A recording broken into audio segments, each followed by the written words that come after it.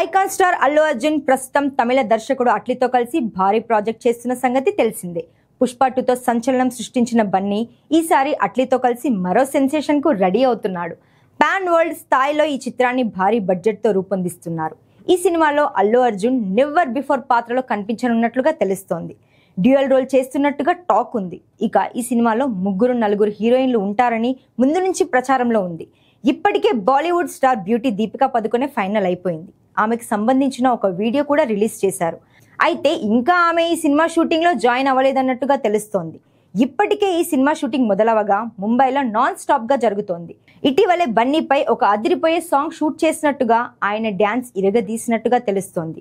ఇక ఇప్పుడు ఈ సినిమా షూటింగ్ లో దీపిక కూడా జాయిన్ అవ్వడానికి రెడీ అవుతున్నట్టుగా తెలుస్తోంది. నవంబర్ నుంచి ఆమె షూటింగ్ లో జాయిన్ అవుతుందని సమాచారం. ఈ సినిమాలో దీపిక యాక్షన్ సీక్వెన్స్లు కూడా చేస్తుందని, అవి సినిమాకే హైలైట్ గా నిలుస్తాయని అంటున్నారు. ఇక దీపికతో పాటు మృణాల్ ఠాకూర్ కూడా ఈ సినిమాలో మరో హీరోయిన్ గా నటించనుంది.